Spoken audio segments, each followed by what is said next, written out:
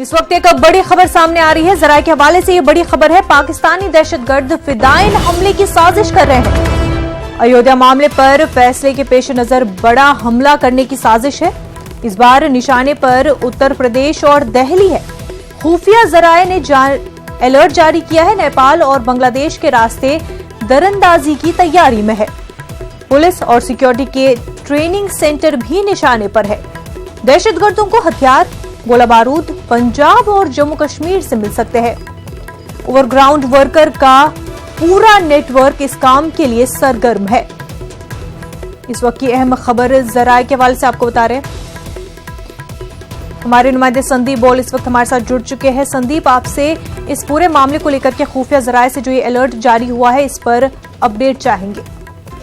देखिए, खुफिया एजेंसी जो है लगातार जो है इस तरीके की अपडेट देती रहती है, खासतौर पर कि जब त्योहारों का मौसम हो उस दौरान जो है आतंकी कोई बड़ी घटना को अंजाम देने की फिराक में रहते हैं। और यही वजह है कि एक अलर्ट जारी किया गया जिसमें ये साफ किया गया है कि आतंकी जो है वो नेपाल और बांग्लादेश के रास्ते घुसपैठ करने की फिराक में है।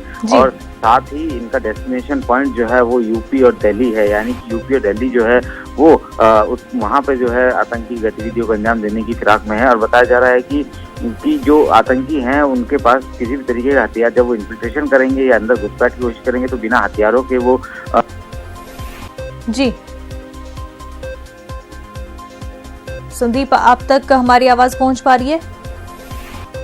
संदीप से हमारा राब्ता मुनक़ते हो गया है। नाज़रीन, इस वक्त एक और बड़ी खबर सामने आ रही है। इस वक्त एक और बड़ी खबर, यूपीपीसीएस के इम्तिहानात से अरबी और फारसी का खत्म किया गया है। यूपीपीसीएस के 33 मज़ामीन में शामिल थी अरबी और फारसी। योगी हुकूमत ने अरबी फारसी मज़ामीन के खिलाफ बड़ा कदम उठाया है। पीसीएस प्री 2019 के इम्तिहान में अब अरबी और फारसी शामिल नहीं होंगे। अरबी फारसी मज़ामीन के साथ बड़ी तादाद में मुस्लिम तलबा और तालबात पीसीएस इम्तिहान में शामिल होते थे। काफी अहम खबर इस वक्त की, यूपीपीसीएस के इम्तिहानात से अरबी और फारसी को खत्म किया गया है। हमारे नुमाइंदे मुश्ताक कामिल इस वक्त हमारे साथ जुड़ चुके हैं। मुश्ताक, जिस तरह से योगी हुकूमत ने इतना बड़ा कदम उठाया है अरबी और फारसी मज़ामीन के खिलाफ, क्या कुछ तफसीलात है आपके पास और क्यों ऐसा कदम उठाया गया है? मुनज़्ज़म, मैं बता दूं कि यूपी हुकूमत ने ये बहुत बड़ा कदम उठाया है और बहुत खामोशी के साथ उठाया है। अभी जब 16 अक्टूबर से यूपी पब्लिक सर्विस कमीशन की पीसीएस इम्तिहानात के ऑनलाइन जब फॉर्म भरे जा रहे थे, उस वक्त ये बात सामने आई कि जो मज़ामीन है 33 मज़ामीन हैं जिसके जरिए से पीसीएस के इम्तिहानात दिए जा सकते हैं। तो 33 मज़ामीन में से अरबी और फारसी मजमून को हटा दिया गया है। तो उस वक्त इस बात का इंकशाफ हुआ और ये बात फिर फैली।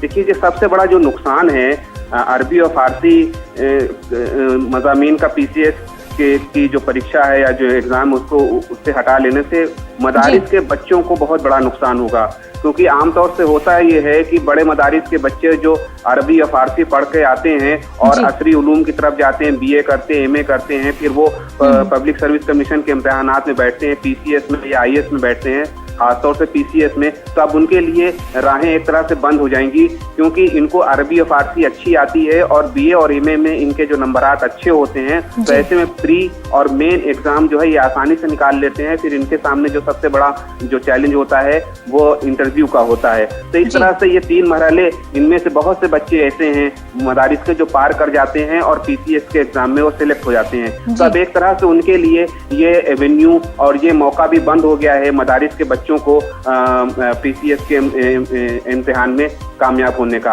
जहां तक बात हुकूमत की पॉलिसी की है तो मरकजी हुकूमत भी और रियासती हुकूमत भी बार बार ये कहती रही है कि मदारिस को वो मेन स्ट्रीम में लाना चाहते हैं, राष्ट्र की मुख्य धारा से जोड़ना चाहते हैं। लेकिन इतना बड़ा फैसला ले लिया कि पीसीएस के इम्तिहान से अरबी और फारसी को हटा दिया, तो मुझे नहीं लगता है कि जो मदारिस के जो तलबा हैं वो मेन स्ट्रीम में जो आएंगे तो उनके लिए कोई बहुत अच्छी खबर है, बल्कि एक तरह से उनके लिए एक बहुत बड़ी बाधा हो गई है, बहुत बड़ी रुकावट हो गई है मेन स्ट्रीम में आने के लिए।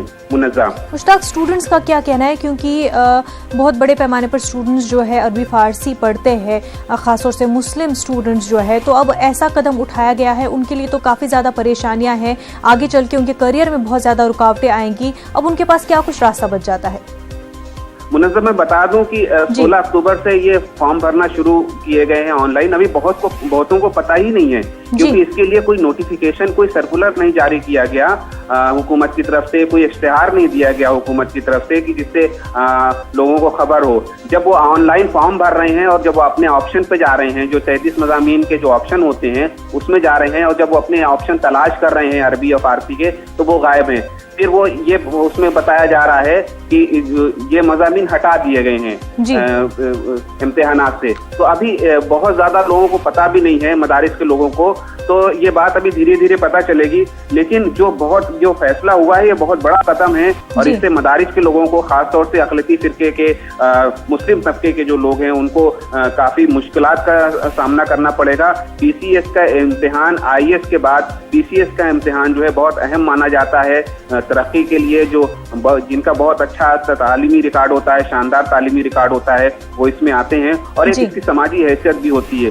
तो खासतौर से मुस्लिम बच्चों के लिए, वो बच्चे जो मदरसे से आ रहे हैं, वो बच्चे जो दीनी इदारे से आ रहे हैं, जिनके लिए पीसीएस के दरवाजे खुले रहते थे, अरबी और फारसी मज़ामीन के जरिए से वो इसमें दाखिल हो सकते थे और अच्छे नंबर ला करके वो इंटरव्यू में कामयाब होकर के मेन स्ट्रीम में आ सकते थे, सिविल सर्विसेज की नौकरियों में आ सकते थे। उनके लिए राहें मुश्किल हो गई हैं, और जाहिर है ये फैसला जो यूपी हुकूमत ने लिया है, बहुत बड़ा फैसला लिया है, बहुत खामोशी के साथ लिया है, और इस फैसले का असर बहरहाल मदारिस के तलबा को और अक़लियती फ़िरक़े के तलबा को के ऊपर जरूर पड़ेगा। मुनज़्ज़म, बिल्कुल मुश्ताक, बेहद शुक्रिया तमाम तफसीलात के लिए।